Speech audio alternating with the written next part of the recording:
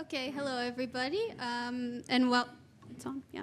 And welcome to this panel discussion on the evolving landscape of voluntary carbon markets. So, as many of you know, my name is Michelle. I lead the policy activities at ERSC, and I'm excited to be your moderator for this session. So, as Emmanuel mentioned, ERSC has been closely following the evolution of the carbon domain for a few years now, having established a dedicated working group following the policy landscape and the carbon removal certification framework, but also leading a focus group under the Horizon Project Credible that addresses Earth observation for the monitoring, reporting, and verification of carbon removals.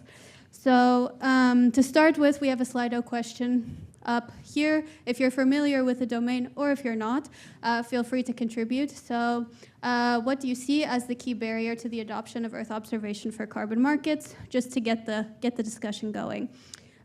So as we know, the voluntary carbon markets are gaining momentum rapidly, creating new business and new opportunities for different stakeholders. Earth observation is at the center of this, providing data and insights to actors across the value chain, and we'll hear from 3 of them today. So today we're going to dive a bit into this ecosystem that makes up the carbon markets domain, exploring the roles of the different entities, and seeing how Earth observation can support and accelerate their efforts. So our speakers bring a wealth of expertise and perspective, and I look forward to hearing their thoughts on the key opportunities for Earth observation as well as the challenges that they're facing. So with that, we can jump right in. So I'd like to introduce our speakers for the session. So we have Carolina Lisboa from Vera, who's joining us online today. Vera is a leading organization developing and administering standards for certifying carbon credits. We have Marlies Klimpe, can join me up here. Yeah, great. From South Pole, which is a global carbon project development firm, and Neil Sandella from B0 Carbon, a carbon rating agency. And I'll let each of them go a bit more into their activities and their roles. Yeah, I'll sit here. Okay, so with that, I would just ask each of our, maybe I scoot over one so we can see Carolina. Yeah, great. Ask each of the panelists to just give a brief introduction, introduce a bit more their organizations. Yeah, so maybe we start with you, Carolina. Thank you, Michelle. Good afternoon, everyone. It's really a pleasure to be here with you today, and I'm sorry I couldn't be there in person, but I'm very thankful for the organizers to provide a platform online that we can still participate in.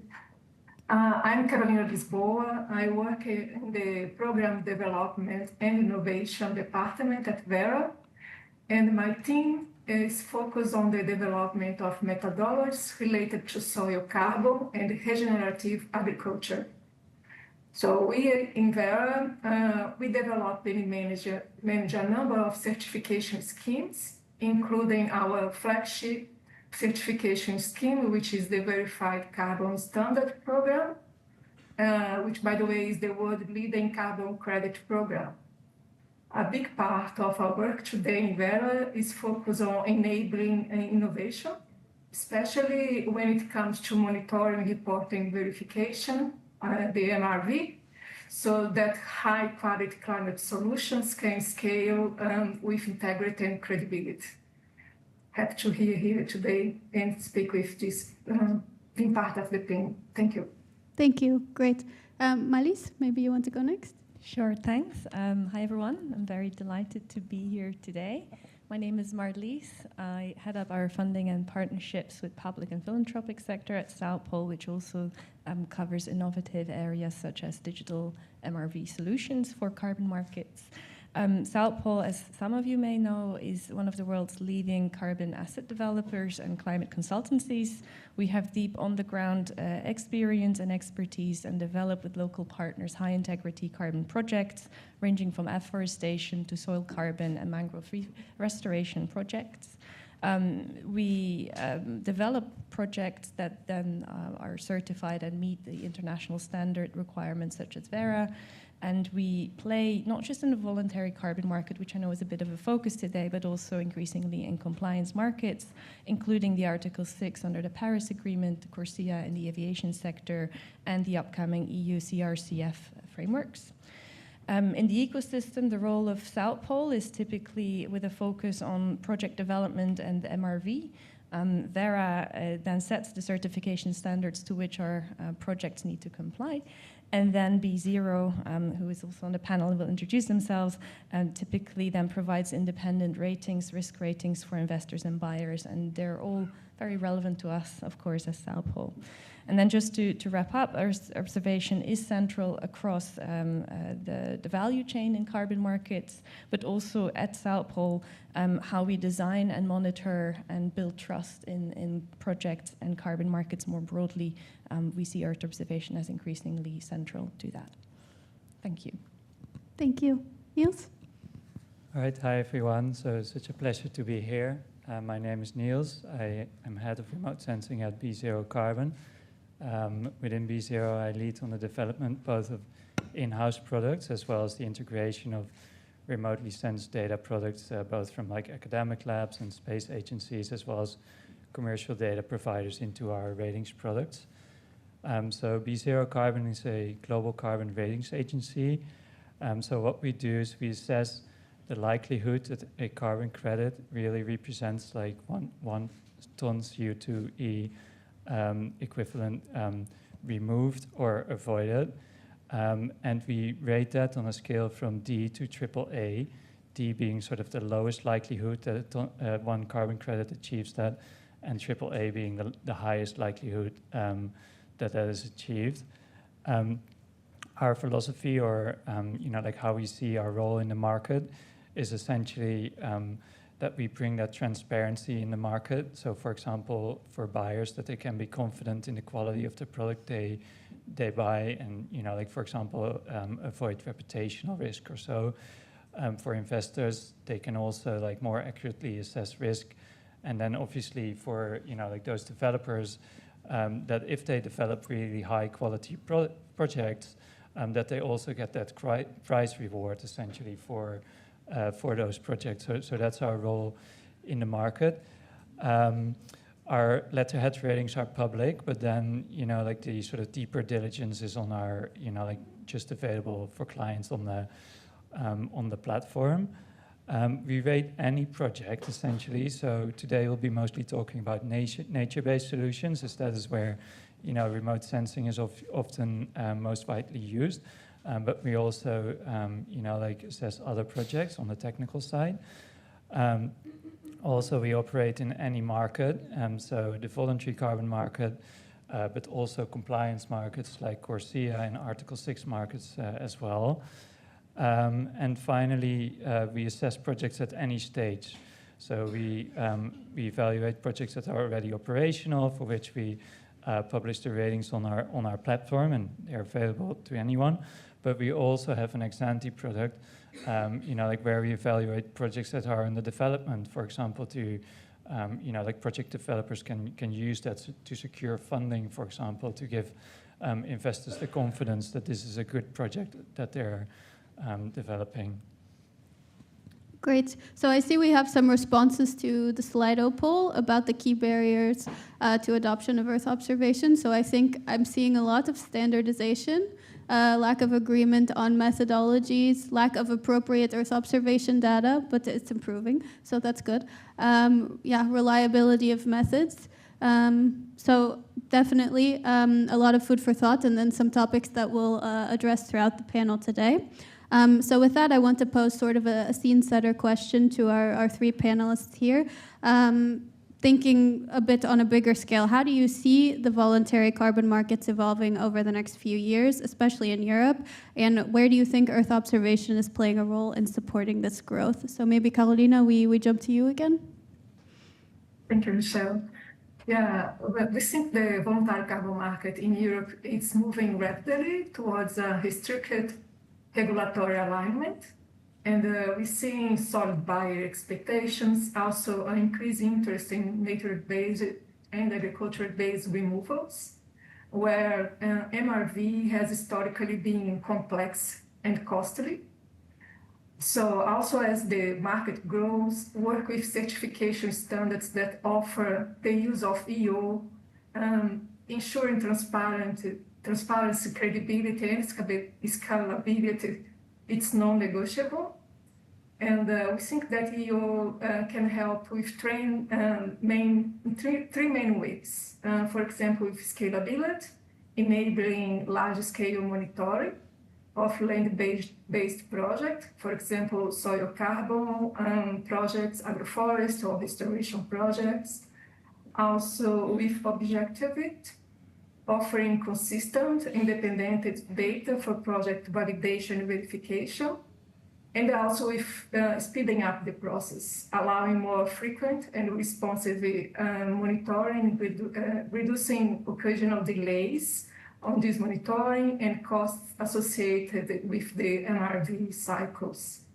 So we know that Earth observation is not a silver bullet, but still, when integrated with robust methodologies and field data, which is very important, was mentioned in the panel before us, it's a foundation enabler for the next generation of high quality and integrated carbon projects. Great. Yeah, Marlies and Niels? Shall I go? So yeah, looking forward. So I think for looking forward, maybe first we need to look backward, like to what's been happening to the voluntary carbon market over the past few years. One of the things that we've seen in the voluntary carbon market is particularly sort of around like the 2020 and like until 2022 was this really rapid sort of exponential almost development and a lot of enthusiasm in the market. But then that enthusiasm sort of got tempered by like the realization that many of the projects sort of lacked the quality, and there was a lot of negative media attention for that, like resulting in reputational risk to end buyers, etc., which has sort of flattened the market for a little while. And in response to that, what we see is like sort of a coordinated effort to improve the quality of the projects across developers, new methodologies. And also to bring more transparency in the market, where like ratings agencies really step in, so that buyers can make that investment much more confidently, essentially. And when we're looking forward, like I'm really optimistic, to be honest. Like what we see, like B0, as I mentioned before, we have an ex-ante product as well, where like we assess projects that are under development. Generally, we see that, like based on these new methodologies, for example, those projects are a lot better. And also we are seeing a lot of like interest in buying, like off-taking the credits from those new projects. So essentially some of those actors in the market that appear to have, like disappeared from the market, in fact, they're still very much active, but they are in that future issuance market. So I think, really looking forward to the coming years in that sense. Also, like as Carolina mentioned, like we see, like particularly in Europe, we see like sort of a change in the, like the type of projects, and particularly indeed, like real interest in sort of soil carbon and agricultural projects. So whereas traditionally maybe like the forestry projects were much more important. So that's really interesting. And thinking about Earth observation, that would require like developing new tools to monitor these projects. Earth observation, like some of the key things is, thinking about that transparency, for example, is they allow us to make that independent assessment, essentially, of those products. And also, indeed, like it can provide that cost effectiveness to really scale the markets. Finally, I think, like what we are also seeing is that as the market is sort of maturing, that is getting closer to compliance markets. So we see these two, like the voluntary and compliance markets, sort of growing closer together, and the adoption of credits from the voluntary market into compliance markets historically has also really been limited in part by these concerns over quality. So as these concerns are slowly being taken away, like that's also, I think, really the direction we're headed in. Over to you. Thank you, Niels. I think I'll be reiterating a lot of your points, but I'll try to give them a different dimension. Indeed, also at South Pole, we've seen a significant market shift in the voluntary carbon market in Europe, both in terms of scale and expectations, particularly buyers, regulators, and the public increasingly demand high integrity, transparent, and verifiable carbon credits. And for meeting this demand, we do need scalable, cost-effective MRV solutions, and Earth observation plays a key role there. It enables landscape-level monitoring at a cost that is significantly lower than the traditional MRV methods. However, we do need to pair that Earth observation data with field data for credibility to enable robust and credible claims. We see Earth observation demand driven by two main things. One is the development of methodologies and standards increasingly requiring or including Earth observation data as part of their guidelines or requirements, such as the Vera VM0047 methodology, which includes the stocking index, for example, for monitoring purposes. And of course, when methodologies require such data, then the demand goes up. But also market actors, whilst buyers don't always go beyond what is required, we see investors, insurers, and rating agencies, as you just mentioned, pushing beyond what is the minimum requirements. So even if it's not required by the methodologies and the standards, they would like to see such data to help assess quality and to manage risk. So this is an evolution, as you also indicated, we see beyond the voluntary carbon market alone. We see this also in the compliance markets. Article 6, CORSIA, ERC-RCF are moving to standardized high confidence MRV solutions, and indeed having one solution that can speak to both, I think, is on our wish list, if we're talking about wish lists in the previous session. And South Pole is actually building hybrid Earth observation and field data MRV solutions for both compliance and voluntary markets. We believe Earth observation's relevance is growing and will be central to carbon markets in the future. Thank you. I think that's a good note to finish on for the Earth observation community. So Carolina, I have a question specifically to you about Vera's work. So how is Vera currently integrating Earth observation into its methodologies? And can you talk a little bit about the plans to develop updates that would allow remote sensing-based monitoring, reporting, and verification to support this growth and maybe play a bigger role in the future? Yes, thank you, Michelle. That's a great question. Yes, Earth observation is already a core of many Vera methodologies, which are longer traditionally using methodologies, particularly for the forest methodologies, such as VM47 or 48, but also VM32, which is about sustainable grass management. It allows the use of remote sensing in the Earth observations. More recently, for example, we launched the VM51, which is the new Vera RISE methodology, VCS RISE methodology, which also allows the use of observations. So in general, these methodologies, either they allow the use or they require the use of EO as an input data. This can be the use of satellite data for land eligibility, land cover, and in some cases, even for estimations of carbon stocks. Looking ahead, we are actively working on expanding the role of Earth observation in the agricultural land management methodologies. These including supporting methodologies that allow for a direct integration of remote sensing and carbon quantification, as well as streamlining the digital MRV protocols. Our goal is to make a high integrity MRV more accessible, particularly in underrepresented geographic areas. One example of this is that currently we are working on the development of a tool, a new VCS tool. Until now, it's identified as CN0137. We work with an external stakeholder on developing a tool for digitalized carbon quantification using EO and modeling. If this tool will be successful, it could be applied to agricultural land management methodology, for example, such as our flagship methodology, which is the methodology VN42 for improved agricultural land management. Yeah, that's all we are doing in our team, the agriculture team. But also, as you know, our forestry team also is heavily working the use of observation data in the view methodologies and review methodologies. Great, thank you so much. Malis, what about you? How does South Pole use Earth observation in project development?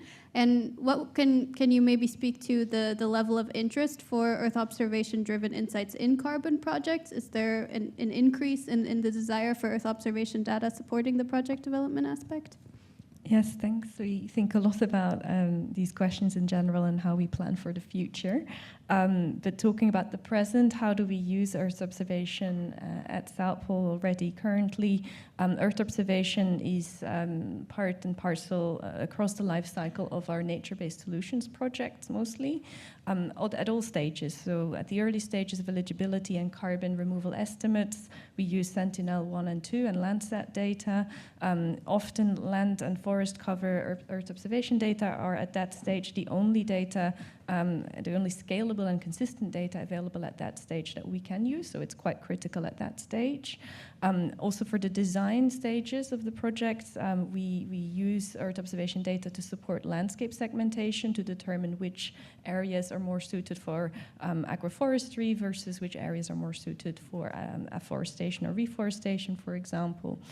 And then we also use Earth observation data in our baseline stages, where we, of course, often combine Earth observation data with local field data to set baselines.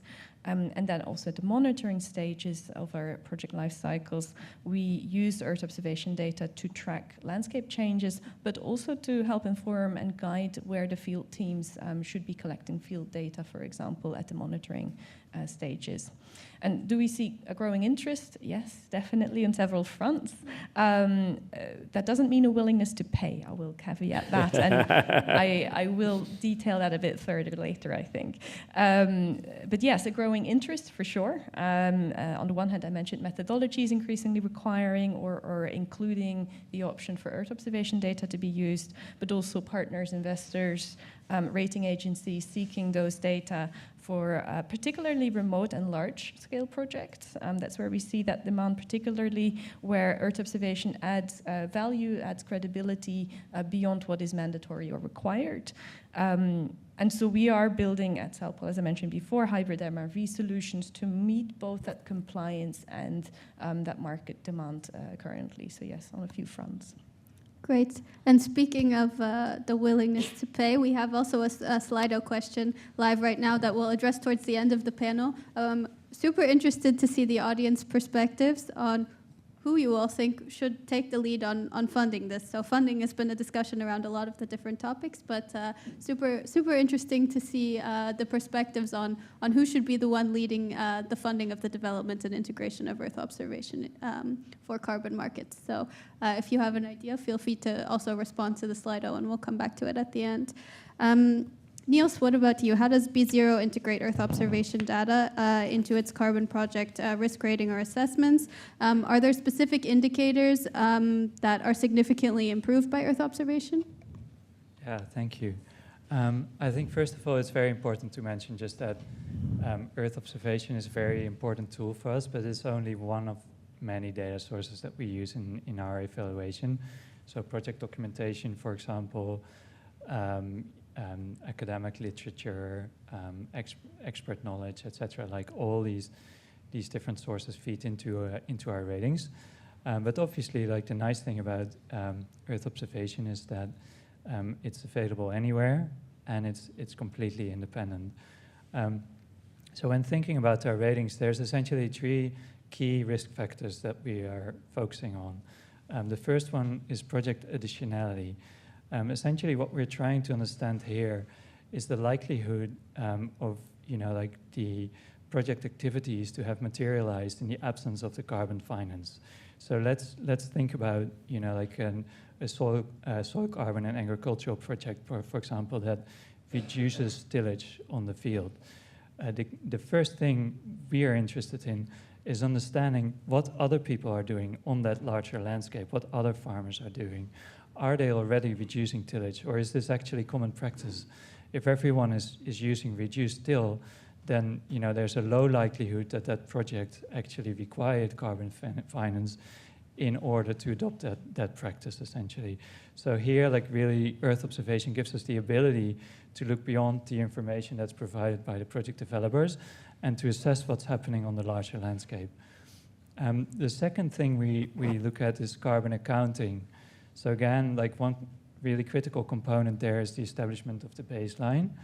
In order to evaluate the baseline, we look at the project area and try to map out what's happened in that project area before the project started, what was happening there then, as well as again on the larger landscape. So these are all data points that Earth observation can provide us that like wouldn't always naturally be provided in the publicly available documentation by those projects. For carbon accounting, obviously, we can also evaluate like the success that a project has in terms of implementing the activities that they're hoping to implement. So for example, if they're trying to avoid deforestation, are they actually successful in doing so? Or if they are trying to implement certain agricultural practices, are they actually managing to do that? Quite typically, what carbon finance tries to do is to overcome barriers. So, like it's not always straightforward to overcome those barriers. And for example, like a big drought event or so can cause big difficulties adopting agricultural practices. And then the final one is permanence. So for permanence, we look at things like natural disturbance from drought or fire or pests. And for all that, we use satellite monitoring as well. And again, like it's always about the larger landscape because we are trying to assess risk. So if we're trying to assess the probability of like a wildfire happening, we would always require to look at a much larger landscape than the project area alone. One of the final things on permanence is also the ability to monitor in near real time. So while project documents may only be released once in every 5 years, remote sensing allows us to keep an eye on those projects, even in the absence of these reporting cycles. Like moving on to sort of, like like what EO is going to bring us, it's obviously like an extremely exciting time, like new missions being launched, new data products becoming available every day. But there's also like key challenges to adoption, I think, which we'll mostly address in the next question. But one of the key things, like, is understanding the quality of these data. If you can choose from 5 different data products, which is the best data product?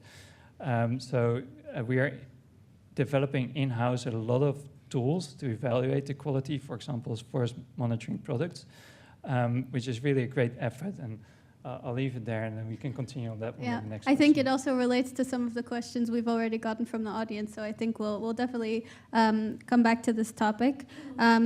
Okay, jumping back to you, Carolina. So given the increasing demand for carbon projects, how does Earth observation scale MRV processes while maintaining integrity? Yeah, thank you, Michelle. Earth observation allows for more frequent, cost-effective, and scalable monitoring. I think all of us can agree on that. And it's critical in a market where we are need to build this trust and not just supply credits, right? It needs to be credible and have high integrity and quality.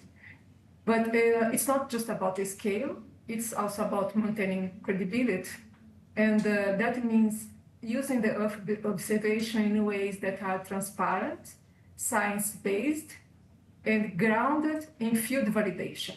We really cannot get away with not measuring the field, right? And our whole in Vera is to ensure that our methodologies reflect and balance that, combine the innovation of the use of Earth observation can give us with the rigor that high-quality carbon account required for this market. Great. Yeah, and jumping off that and relevant also for the other two panelists here, this question of ground truth data, how is Earth observation integrated with ground truth data in your workflows? What are the key challenges in this topic? I mean, it's transversal, it goes beyond the carbon markets, but what are sort of your experiences with this integration? Yes, it's another of those questions that keeps us busy, of course, as well. Let's break it up in two parts again. So what is our current integration approach? I hinted towards it before. We already combine medium resolution Earth observation data, such as Sentinel and Landsat, with field plots to track changes in land use and forest change. There's methodologies like the Vera methodology 48, which was mentioned before, where this is particularly relevant and where we are looking for ways to improve the accuracy and credibility of the carbon stock estimates at different stages of the project lifecycle. We do feed also field data back into the observation models for calibration and to improve the accuracy.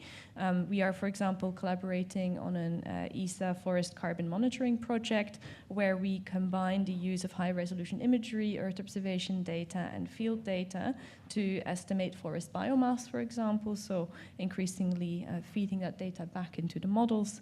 And then our digital strategy at South Pole increasingly plans to use Earth observation for measurement, risk detection, and frequency of monitoring. But again, that fusion of field data makes the insights more robust than if it's just Earth observation based. But we do see some key challenges.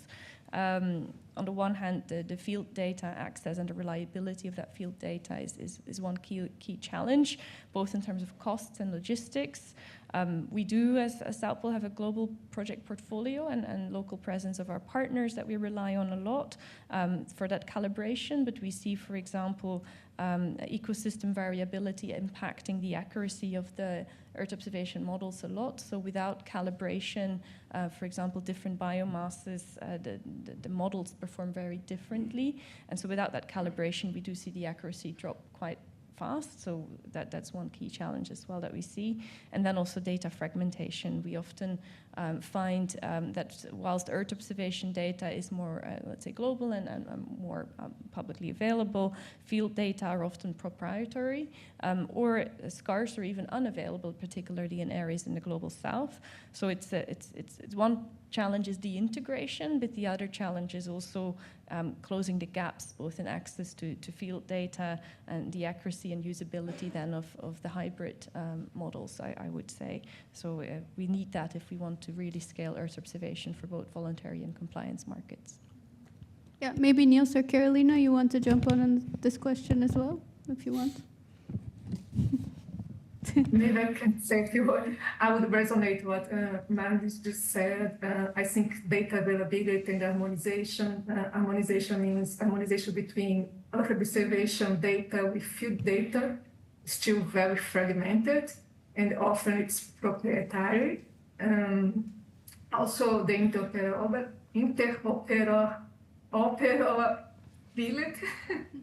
of observation data formats and the temporal resolutions, the indicators aren't always aligned with the MRV needs and the capacity gaps. Of course, many local developers lack the resource or training to interpret Earth observation data's output effectively.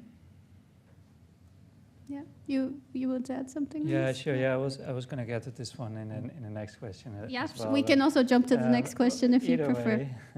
Yeah, maybe I'll ask the next question I'll and then you start can combine the response. So the question for you was, do you see Earth observation helping to standardize the assessment of project quality across registries and methodologies? So yeah, I'll start then with my reflections on sort of, like the field data. So obviously field data or labeled data as well, right? Like it doesn't necessarily need to be field data. It can also be based off higher resolution satellite data. But reference data is really critical, both for training models as well as evaluating them. And indeed, access is really a problem, as well as you know, like their standardization. So at B0, for example, we're developing this large database of forced inventory data, both from, you know, like academic labs as well as national inventories. But we find that for each, you know, like data provider, essentially, we need to, you know, like the data aren't standardized. The, you know, like the user agreement, right, like the conditions under which you can use the data can be very different. Sometimes they aren't even accessible at all. And it's such a shame, really, because, you know, like everyone is, or many people are collecting these data, and collectively we have this amazing wealth of data, but there's just not, you know, like the attitude or, you know, like the trust to share that data among each other, right? Like so it's really like a big challenge to overcome, and it's also like between, let's say, the industry and academic labs. You know, like if we are trying to access their data, you know, like they perhaps they don't trust us, you know, like with that data. So it's really critical challenge, I think. Some other aspects I wanted to talk about, regarding this specific question, is, you know, like a key challenge to adoption that we see is what I mentioned previously, is understanding the quality of the data. So what we see, for example, particularly with commercial, but also with academic providers or like space agencies, is that, you know, like there isn't a clear standard for like how we define like uncertainty of data products, or even how we report on the accuracy of data products. So now like the end user finds itself, you know, like with this wealth of different data products, but, you know, like what data product are you going to select for your application, which is really problematic. And when you think of it from like a risk perspective, you know, like if like an end user isn't able to determine what the best product is, what's the incentive then for like the end user to select a product? Is that, you know, like the product that best serves their use case, or is that the product that you know, like is cheapest, right? Like so I think there's really like a need for sort of better agreement around like how we report on accuracy, you know, like an uncertainty of these data products. I think there's also a responsibility there for the standard bodies, because if you're integrating these, you know, like if you're integrating these data products in your methodologies, you have this position of power essentially to dictate how, you know, like these data products, you know, like should report on these aspects in order to, you know, allow them to become part of your methodology essentially. So that was another thing I wanted to mention, and relating to that, like which you know, like something we've heard like quite a lot as well earlier today is you know, like this challenge around like the alignment of the data product with the user needs essentially. So what we see again is that, you know, like the entities that produce these data products, you know, like they often don't have the end user need very clear, I feel, and you know, like because it's remotely sensed data products, you know, like these data products, they're all a little different, and in fact they're all like complementing each other in different ways. But if you combine that, like different force monitoring products that aren't all quite the same, but they are complementing each other in interesting ways, and we don't fully understand the accuracy of those data products, all combined, it becomes really hard to integrate those products in, you know, like in our applications. Does that mean that I'm out of time, or we have to evacuate the building? So yeah, so that's what I wanted to say on the data products. So I think, you know, like for those who are, you know, like creating those data products, whether that's, you know, like space agencies, academic labs, or commercial data providers, essentially, you know, to think about these things, you know, like, and how that aligns with the user needs across the voluntary carbon market. And I think, you know, like when we can overcome those hurdles, that will really unlock the adoption of those data products. So it's in everyone's interest ultimately, you know, like that we find ways to do that.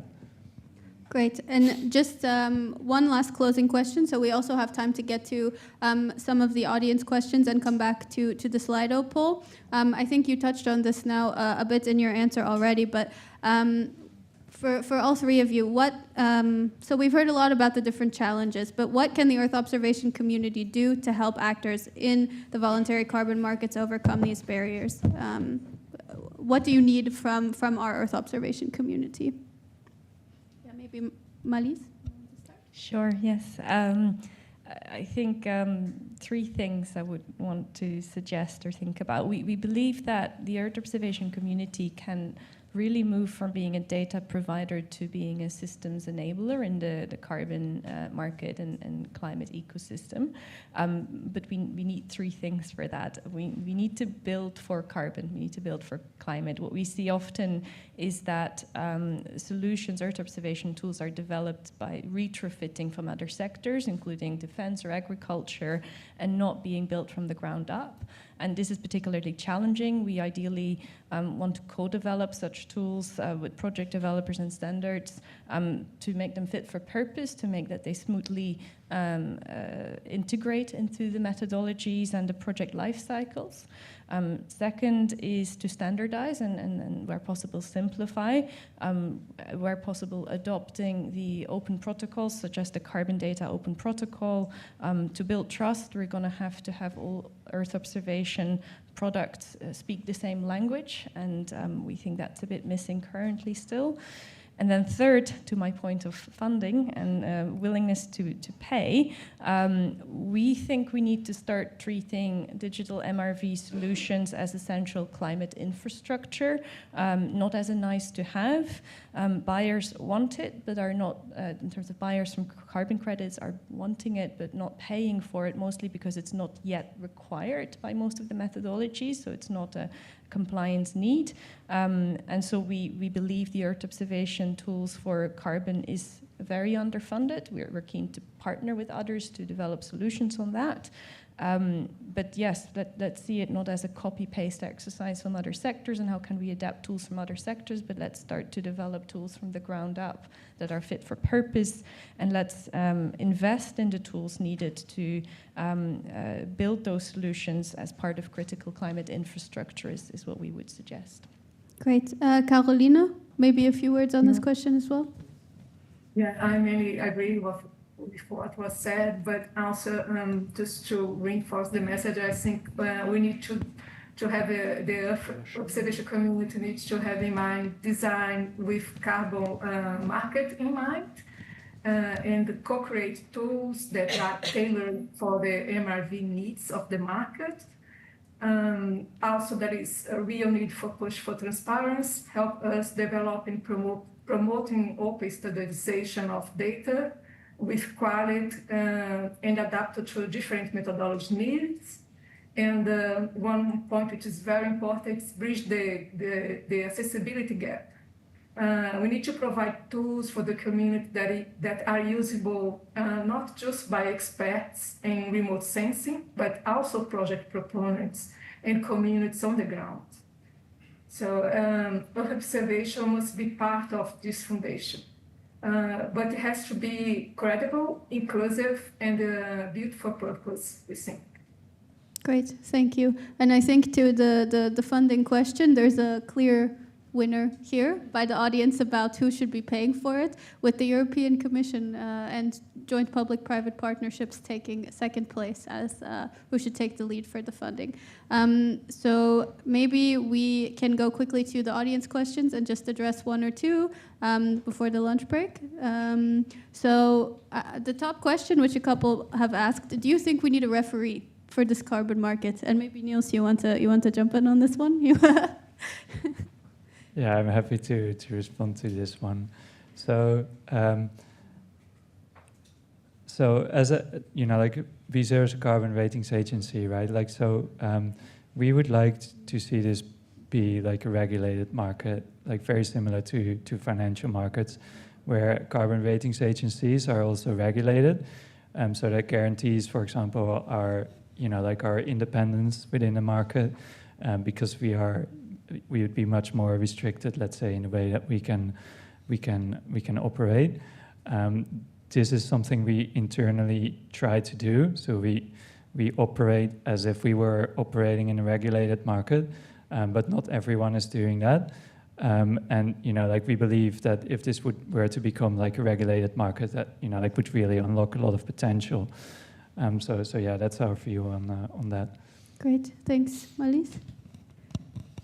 Yes, I think what no one wants is more layers and more stakeholders necessarily, or new, let's say, setups. I think building on what we have and improving it and making it fit for purpose and using the voluntary carbon market setup for future compliance markets, I think is definitely welcomed by most players. But yes, agreed to Niels. I think we're trying to operate as much in anticipation of future compliance. But yes, I would try to be cautious in saying, do we need new and more frameworks? Because there's already so many standards, so many rating agencies, so many things to consider. Buyers and investors are increasingly asking for simplification. So I would say rather simplifying than complicating. But yeah, that's our wish list. Great, thanks. And Carolina, maybe the last word on this before we close the panel?